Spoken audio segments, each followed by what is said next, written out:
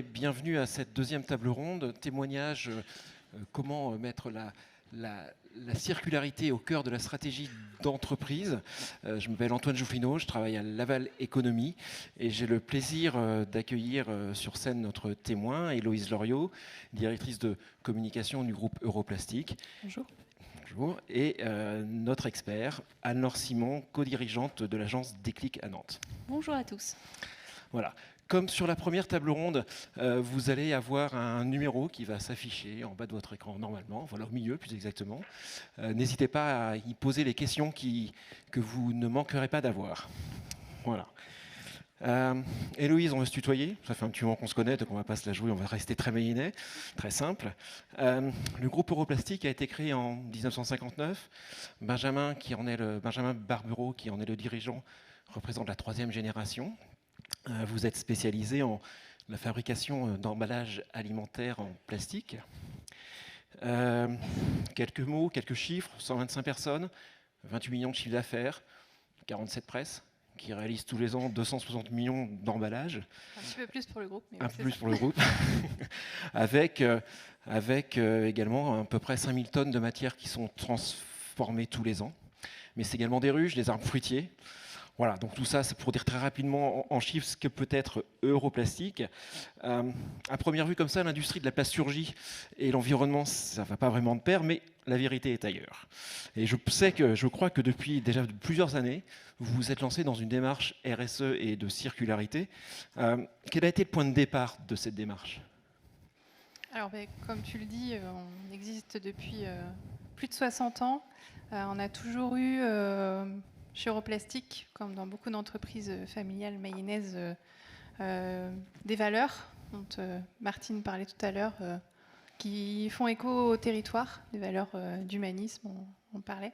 Et puis un engagement qui s'est très tôt matérialisé. Alors il y a maintenant presque 10 ans, 2013, on a regroupé nos 2 sites principaux.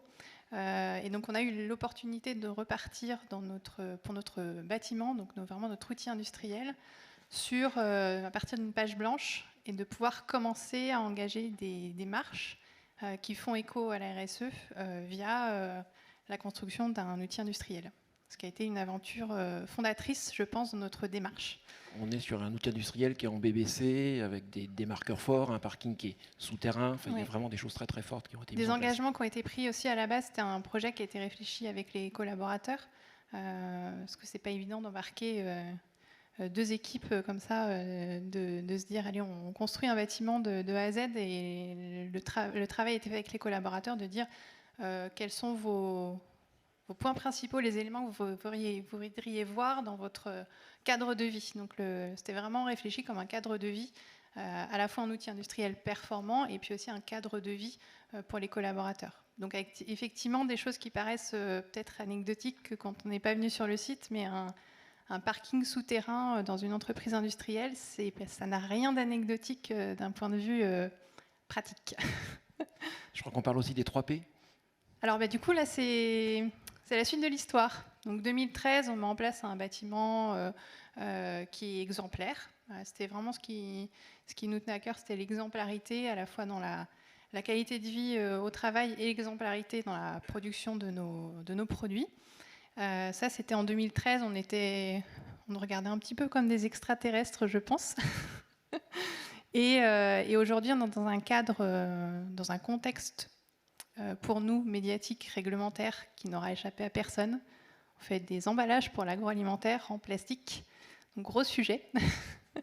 Et donc on est aujourd'hui sur... on essaye d'avoir une démarche en prolongement de tout ce qu'on a pu faire sans le formaliser jusqu'à présent. C'est-à-dire qu'on avait mis en place des choses qu'on n'identifiait pas à travers une démarche RSE à proprement parler. Et le travail qu'on mène là depuis 1 an, c'est de formaliser les choses en fait. Entre les deux, il s'est passé des choses. Europlastic est toujours dans l'innovation. Alors jusqu'à présent, on était plutôt sur l'innovation produit. Comment on fait pour éco-concevoir un produit, c'est quelque chose qu'on fait depuis très longtemps. Et oui, contrairement à ce qu'on peut penser. Éco-concevoir un produit, avoir la meilleure forme pour pouvoir utiliser le moins de matière possible, c'est quelque chose qu'on fait depuis très longtemps. Là, on s'engage dans la démarche d'après, qui est de réfléchir à repenser complètement notre manière de concevoir nos métiers pour assurer la pérennité de notre entreprise. Là, on est vraiment sur une problématique de pérennité. D'accord. On est vraiment là sur, en effet, ce que j'allais dire, une question de survie en fait, de l'entreprise. Vous avez mis en place des axes de travail pour mettre en place cette démarche. C'est quoi les 3 R? Alors, effectivement, on a commencé par les 3 R. Alors, nous, clairement, dans la démarche RSE, comme pour Isor, la problématique principale pour nous, en tout cas celle qu'on attaque en priorité, c'est la transition environnementale, parce que c'est clé pour nos métiers. Et donc en 2020, donc nous, il y a un cadre qui a posé le débat très tôt, c'est la loi AGEC, que je pense beaucoup d'entre vous connaissent, qui nous fixe nous un cap.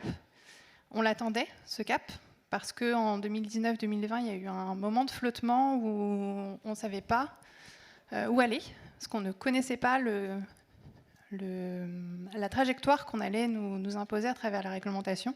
Donc on s'est dit, il faut qu'on prenne les devants et qu'on note tous les engagements que nous, on prendrait en tant qu'entreprise, entreprise impliquée, exemplaire, tous les engagements qu'on prendrait. Et nos engagements tournaient autour des 3 R. Premier point, c'est d'assurer que tous nos emballages puissent être traités en fin de vie. C'est quelque chose qui est important pour nous. On met sur le marché des emballages qui sont biosourcés mais qui ne sont pas recyclables ou pas traitables en fin de vie, ça n'a pas de sens. Donc on a commencé par la fin de vie, paradoxalement.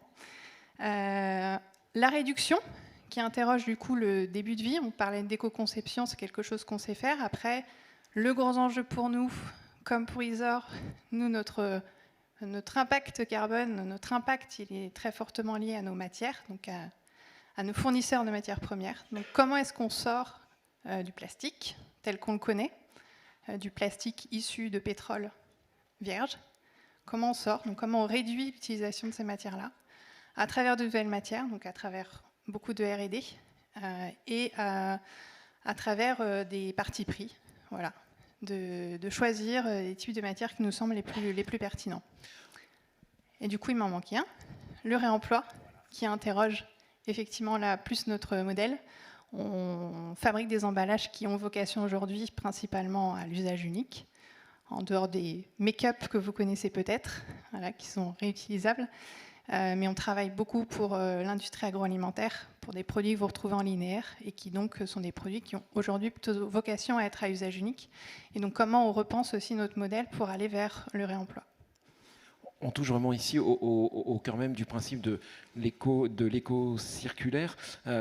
Comment est-ce que tu intègres, comment est-ce que Europlastic intègre cette démarche dans son modèle de fonctionnement? Dans le modèle de fonctionnement, là, du coup, on va revenir aux 3P. Du coup. J'avais pris de l'avance.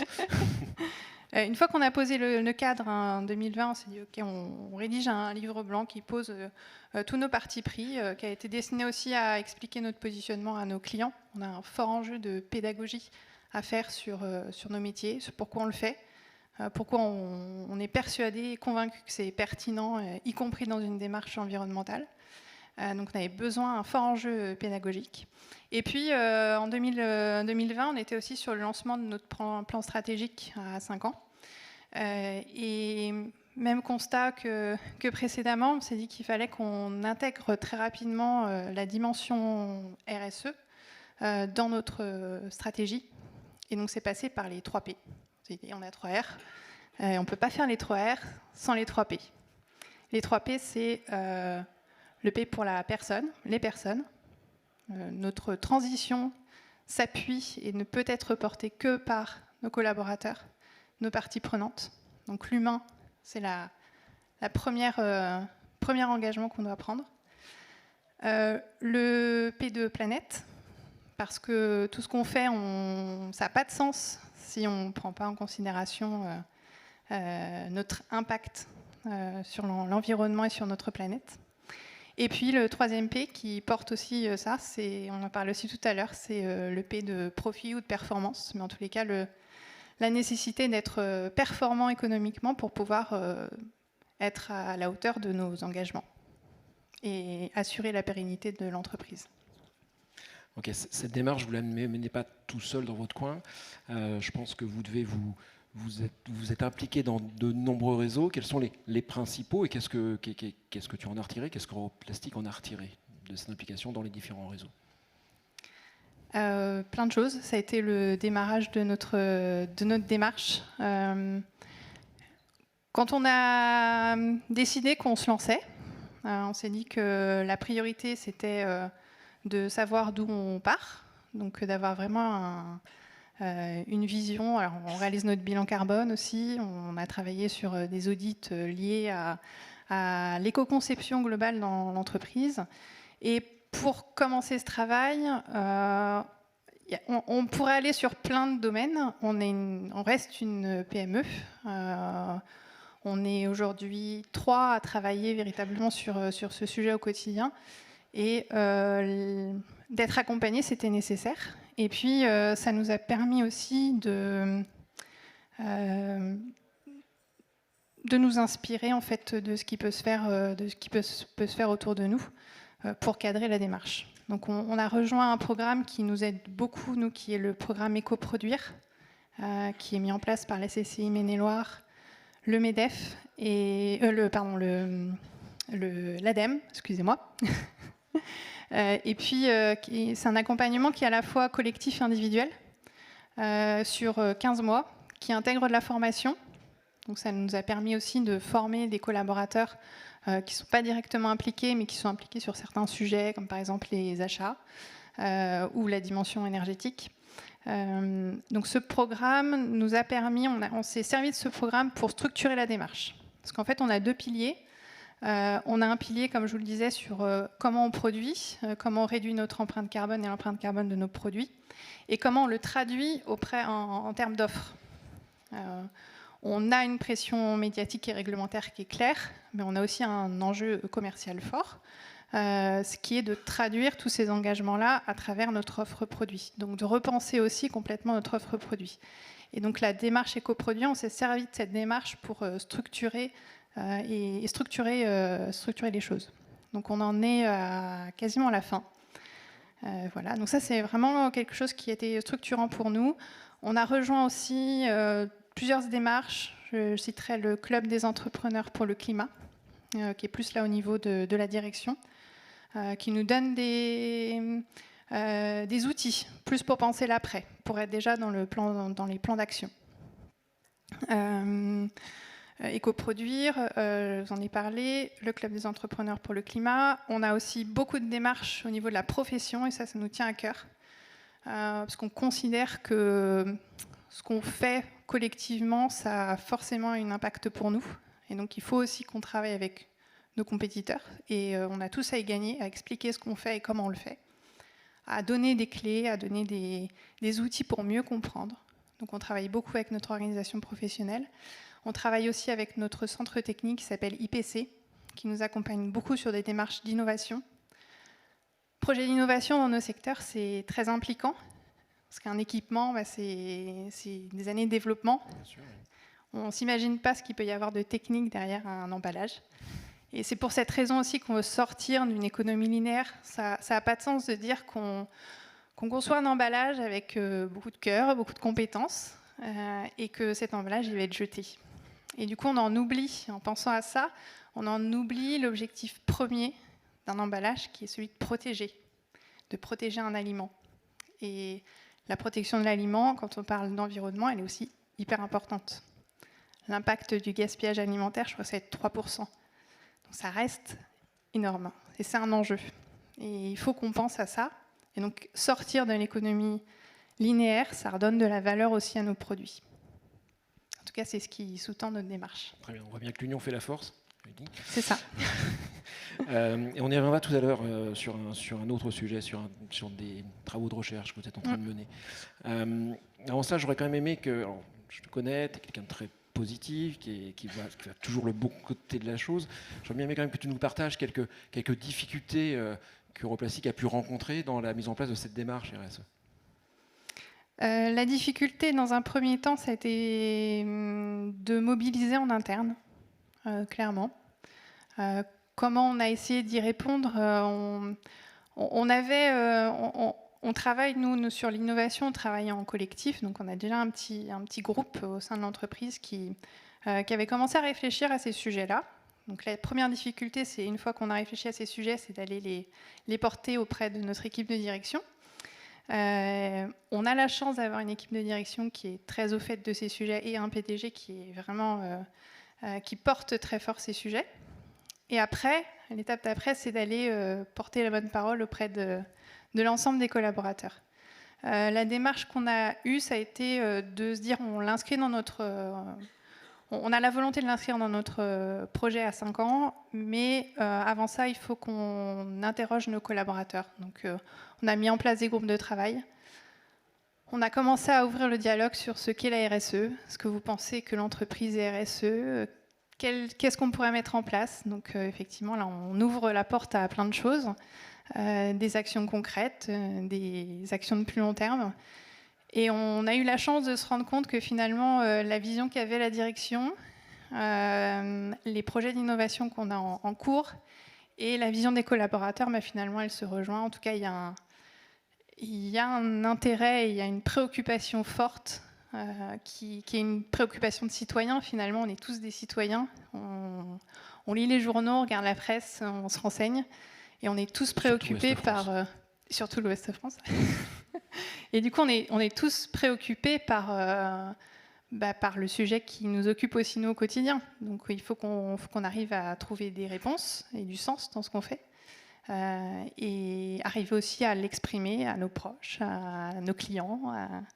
Voilà. Et du coup, donner ces clés-là à nos collaborateurs, ça leur donne du sens aussi.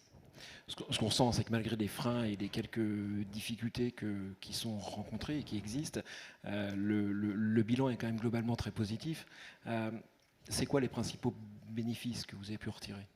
Alors c'est un tout petit peu tôt pour faire un bilan, parce qu'on n'est vraiment qu'au début. On ne s'est même pas encore lancé dans une démarche de labellisation. C'est vraiment les prémices. Mais bon, l'entreprise, elle a un positionnement très fort depuis longtemps.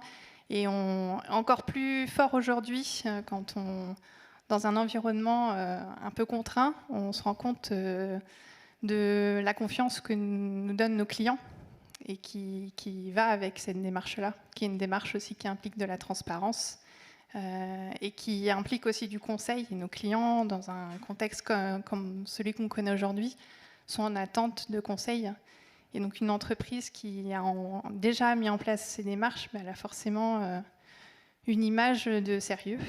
Et c'est important. Et auprès de nos collaborateurs aussi, je pense que le milieu industriel est déjà fort tendu en termes d'emploi. Et d'autant plus dans nos métiers. Faire venir des jeunes pour travailler dans la plasturgie, c'est pas forcément évident. Et il y en a beaucoup qui viennent avec la volonté d'être plutôt partie de la solution. Et c'est ces profils-là qu'on va aller chercher. Et en mettant en avant tout ce qu'on peut faire, on met toutes les chances de notre côté pour aller les trouver. C'est clair, cette image de marque qui devient très très positive permet vraiment de recruter, d'attirer et de fidéliser. Et puis de toute façon, ça va devenir... c'est plus un... On en parlait en introduction, ça va devenir obligatoire. Une entreprise comme la nôtre qui travaille dans l'emballage, tout type d'emballage d'ailleurs, à mon sens, si elle n'a pas cet engagement-là, nos clients n'iront pas vers des acteurs qui n'ont pas ces démarches-là. La question de survie tout à l'heure, c'est pas un vain mot, quoi. Non, alors, autant on n'est pas lancé dans une démarche de labellisation, mais nous, on est un fournisseur pour nos clients et nos clients sont très attachés à ces démarches-là. Et nous, on est adhérents depuis longtemps à EcoVadis, qui est un programme de notation qui, pour beaucoup d'entreprises, est un prérequis aujourd'hui et qui vient mesurer notre exemplarité en termes RSE. Alors, bien entendu, c'est du reporting, c'est des chiffres et c'est du déclaratif, mais il n'en reste pas moins que ça devient un prérequis. Et c'est tant mieux. J'aimerais revenir sur ce qu'on abordait tout à l'heure, c'est-à-dire la montée en compétences et l'amélioration continue qui ressort du collectif. Je crois que Europlastic est également engagé dans une démarche, dans un projet de recherche collaboratif. Tu peux nous en dire quelques mots ? Oui, très rapidement. Je pourrais en parler des heures, mais je crois qu'on n'a pas beaucoup de temps. Ça va, on a encore 3h30, tout va bien. Tout va bien. Alors, je vous parlais tout à l'heure des 3 R. Avant de nous lancer dans une structuration de démarche RSE, on avait vraiment besoin et envie d'être dans du concret. Et pour nous, le concret, ça passe d'abord par nos produits. Et le R de réduire est fondamental pour nous. Et on le voit en 2 temps. Comment sortir des matériaux classiques, plastiques. Il y a l'option recyclage qui, pendant très longtemps, ne s'était pas ouverte. On ne pouvait pas intégrer une matière recyclée dans nos emballages parce qu'on travaille avec de l'aliment. Et donc, il faut que le plastique soit apte au contact alimentaire. Il y a des nouvelles techniques. Donc, on s'est engagé, on a été parmi les premiers à se lancer dans l'intégration de matières recyclées aptes au contact alimentaire. Ça, c'est la première étape. La deuxième étape, c'est d'aller vers des matériaux qui ne sont plus des matériaux plastiques. Et là, ça fait maintenant plus de 10 ans qu'on travaille sur un projet qui s'appelle Nautilium, donc vous avez peut-être entendu parler. Et donc ça, c'est un projet collectif qui représente bien un peu notre état d'esprit ou ce qu'on essaye de faire. Il y a 10 ans, on s'est retrouvés dans un moment de réflexion avec certains de nos clients, certains de nos fournisseurs, et la question était assez ouverte, c'est quoi l'emballage de demain ? Et donc, nos présidents respectifs ont listé, ont fait un petit cahier des charges du matériau idéal. Il faut qu'il soit biosourcé, biodégradable, qu'il ait les mêmes caractéristiques qu'un plastique, parce que quand même, le plastique, par son élasticité, sa fonction, son herméticité, son étanchéité, il a beaucoup de choses dont on a besoin aujourd'hui dans l'emballage. Et s'est lancé un projet de recherche qui s'appelait à l'époque Blue Eco PHA. On a identifié un micro-organisme qui se trouve dans les fonds marins bretons et qui a la caractéristique de produire un matériau qui a toutes les mêmes caractéristiques qu'un plastique, mais qui n'est pas un plastique comme nous on le transforme. Et ce matériau, il est produit à partir du moment où on nourrit le micro-organisme avec des éléments nutritifs. Par exemple, des restants de cuves chez nos clients, dont ils ne savent aujourd'hui pas forcément toujours comment les revaloriser. Donc on est sur une démarche circulaire, où la matière qu'on produit est aussi source de revalorisation. Et en fin de vie, parce que nous c'est vraiment notre préoccupation toujours, c'est un matériau qui, comme il est d'origine naturelle, se dégrade en conditions naturelles, à des vitesses assez importantes. On a fait des tests là sur les dernières années. On a une petite barquette que je pourrais vous montrer tout à l'heure. Et en l'espace de 2 ans, elle se dégrade dans sa quasi-totalité.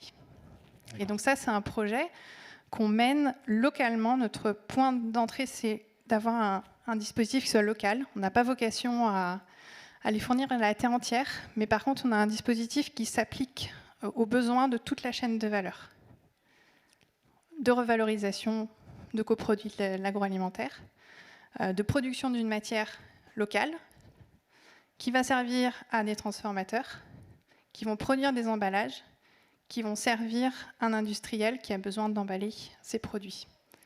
Donc on est sur une démarche circulaire, locale, c'est un écosystème.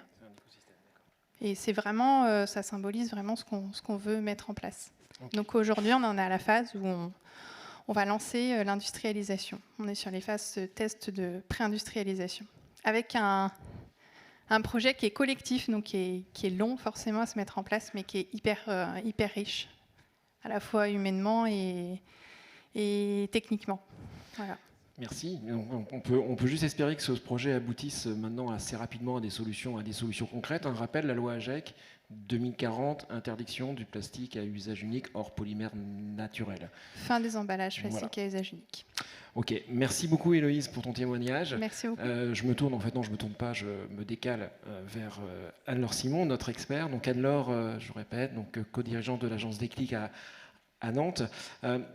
Pouvez donner votre analyse sur les chantiers qui ont été initiés par Europlastic pour mettre en place cette stratégie d'éco-circularité? Oui, bien sûr. Merci beaucoup pour votre témoignage, très intéressant, très enrichissant. Moi, j'ai noté plusieurs points clés. D'abord, le démarrage. Vous avez démarré, vous en parliez, avec la question du bâtiment.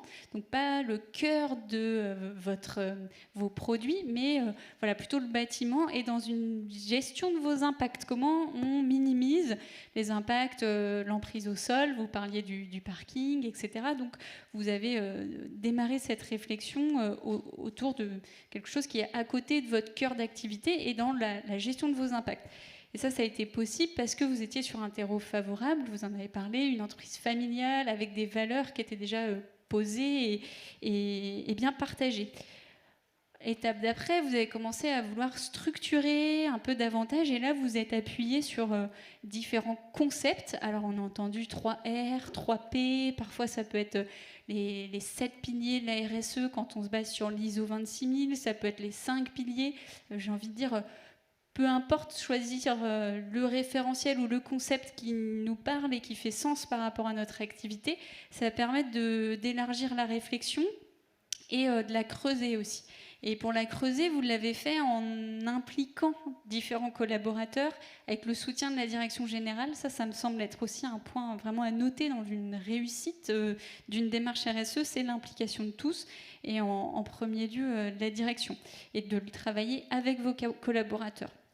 Autre élément qui m'a marqué dans votre témoignage, c'est le fait de ne pas le faire seul. C'est-à-dire que c'est collectif dans l'entreprise, mais c'est collectif à l'extérieur de l'entreprise. Vous avez dit, on travaille aussi avec nos concurrents ou nos confrères dans une logique plutôt d'écosystème et de progression collective. Et ça, c'est un point aussi clé dans une démarche RSE, c'est la capacité à travailler avec d'autres. Une journée comme celle-ci et cet événement tel qu'il a été pensé, il est là pour ça aussi, pour créer des connexions et avancer ensemble sur le territoire ici à Mayenne pour créer des liens, parce que sur ce type de démarche, on ne peut pas les faire seul et c'est avec tout un collectif et avec aussi les collectivités, les entreprises, évidemment, les associations, c'est tous ensemble qu'on peut avancer et ça, c'était très bien illustré dans votre témoignage. Alors, tout n'est pas parfait, loin de là, forcément, parce qu'on est dans un monde complexe et avec plein de fausses bonnes idées, parfois. Donc, il faut avancer avec humilité, c'est ce que vous exprimiez, et puis avec transparence.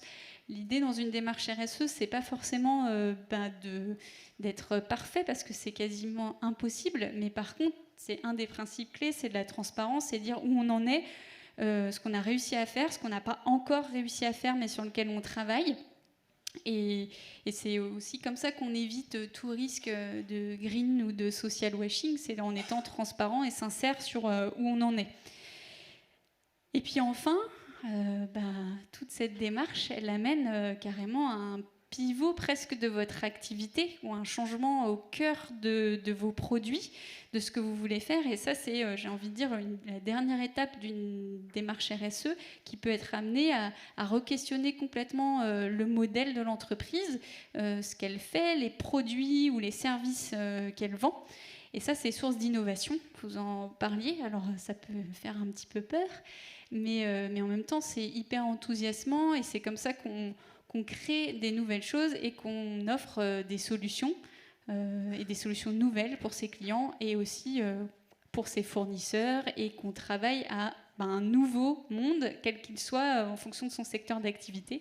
Chacun peut comme ça arriver jusqu'à des leviers d'innovation. Donc j'ai envie de vous demander, moi, quelle est votre prochaine étape ? Qu'est-ce que vous imaginez demain ? Vous disiez, on n'est pas dans une démarche de labellisation. Est-ce que vous réfléchissez à d'autres choses ? On parle d'entreprise à mission ou ce genre de choses. Est-ce que c'est des réflexions que vous avez en cours ? Alors, effectivement, pas encore en démarche de labellisation. Je pense que ce sera important qu'on le fasse. Mais dans le futur, on s'est d'abord dit qu'il fallait vraiment qu'on est sur des problématiques commerciales qui sont pour nous plus importantes aujourd'hui. Donc, on se concentre sur ces dimensions-là. Où on en est aujourd'hui, c'est qu'on est en train de réaliser notre bilan carbone et en parallèle de travailler à comment est-ce qu'on repense notre offre produit à partir d'éléments alors qui parleront peut-être pas à tout le monde, mais pour nous c'est primordial, c'est l'analyse de cycle de vie de nos produits. On parlait de collectif, on a des outils aujourd'hui, on aurait pu opter pour plusieurs solutions. Un outil qui nous appartient à nous, c'est pas crédible auprès de nos clients, c'est pas crédible auprès du marché. Donc collectivement, on est beaucoup plus crédible.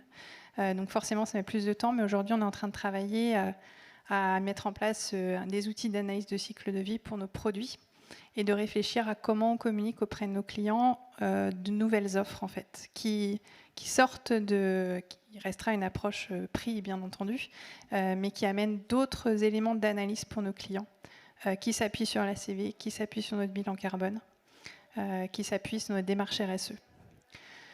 Une fois que ça se sera mis en place, je pense qu'on sera mûr pour aller vers une démarche de certification. Mais dans un premier temps, c'est vraiment notre objectif, c'est de repenser un peu notre démarche commerciale à travers tout ce travail. Et après, effectivement, repenser notre mission. Enfin, en tout cas, la raison d'être de l'entreprise, on se repose fondamentalement toujours la question dans nos métiers. Et ça amènera forcément à, pourquoi pas, réfléchir à être entreprise à mission, je ne sais pas, mais en tous les cas, se poser toujours la question de notre raison d'être et de notre mission dans cette société. Merci. Merci, vous deux. On va peut-être passer à quelques questions. Alors j'en ai déjà, j'ai sorti mon téléphone, c'était pas pour recevoir le SMS de ma maman qui me rappelait que la fête des pères c'est bientôt. Merci maman. Héloïse, tu as cité quelques partenaires, précisément sur le territoire avec lesquels vous avez le plus travaillé en fait pour mener à bien ça. Je crois qu'ils ne sont plus là. Ils sont plus là. mais je pense fort à eux parce que ils nous ont un petit peu inspiré notre démarche. En tout cas, c'est eux qui nous ont parlé du programme Éco-Produire, qui est l'entreprise MBPAC. On est sur des métiers un peu similaires. On n'est pas tout à fait sur le même créneau, mais on a matière à travailler ensemble. Et on s'est beaucoup rapprochés à travers nos échanges sur la RSE. Et je sais qu'on pourrait en avoir discuté avec eux. À un moment donné, c'était un peu étonné de voir qu'ils avaient été inspirants, mais pour nous, ils ont été inspirants dans notre démarche RSE. Et après, on est forcément aussi très proche des entreprises. Alors, localement, dans le groupe qui travaille sur Nautilium, on travaille avec Séché Environnement, qui est le deuxième maillonet de l'étape. Ce type de projet, ça crée des liens, forcément. Des liens par l'action, ça va te parler. mais ça crée forcément des liens et qui vont au-delà de simples échanges liés à la RSE ou à l'impact, qui vont aller, je pense, qui vont perdurer dans le temps. MBPAC, je crois, a été lauréat des trophées RSE de la région cette année. Ouais. Donc, très belle entreprise qui se trouve à Vège. Ils ont obtenu un prix aussi hier soir au CIRA. Voilà. Super. Et on travaille avec eux sur un projet dont vous entendrez peut-être parler, dont vous avez déjà entendu parler, qui s'appelle Boléro, pour lequel ils ont obtenu un prix, qui est un projet lié au réemploi, qui est le 3e R, qui pour nous est le plus complexe à traiter. Et eux offrent une solution pour les traiteurs, notamment, traiteurs et métiers de mouche, qui est hyper intéressante. Et on travaille beaucoup avec eux sur ce sujet-là. Okay. On va revenir sur le terme plastique. Est-ce qu'en tant que responsable communication d'Europlastique, tu as déjà pensé, songé, voulu changer le nom de l'entreprise? Oui, je sais. Alors, je pense que j'espère que vous l'avez senti à travers mes propos. On ne va pas s'excuser de faire du plastique. Voilà. Parce qu'on pense dans nos métiers que pour certains produits, c'est la meilleure des solutions. Et du coup, l'idée, c'est pas de changer de nom pour enlever la dimension plastique. Changer de nom, peut-être, parce que l'entreprise va évoluer. On est dans une démarche de transition. Donc peut-être que ça impliquera un changement de nom, mais en tout cas, il était clair qu'on n'aurait certainement pas démarré notre démarche par un changement de nom, parce que notre objectif, c'était d'être dans le concret et pas dans l'image. Donc non, pour le moment, on s'appelle toujours Europlastic, et à travers tout ce qui a été mené depuis 60 ans, on a une renommée qui est attachée à notre nom. Ça parlera aux communicants, mais voilà, un nom, ça a quand même... un nom, une marque, ça a une forte implication. Surtout c'est un chantier à part entière. Peut-être le temps pour une dernière question. J'ai le droit. Elle n'est pas simple non plus parce qu'en fait, on passe en deuxième et il y a déjà eu quelques conseils qui ont été donnés. Donc, quel conseil tu donnerais à une entreprise qui veut se lancer dans une démarche RSE? Et tu n'as pas le droit de dire les mêmes que Martine. Voilà. Il y en a eu 5 ou 6, alors du coup... Et puis c'est pareil, je suis pas en position forcément de donner des conseils, mais de notre expérience, de ce qu'on a vécu, c'est de s'inspirer, d'aller voir ce qui se fait sur le territoire, à l'extérieur, dans d'autres entreprises, dans des tailles différentes, des secteurs différents. Ça permet de se poser des questions. Donc voilà, d'aller voir ce qui se fait autour de nous, c'est enrichissant. Et curiosité et ouverture. Curiosité. Okay. Très bien. Anne-Laure, c'est bon pour vous. Très bien, mais pour moi également. Je vous remercie beaucoup toutes les deux pour votre témoignage et votre apport d'expertise. Voilà. Merci. Merci.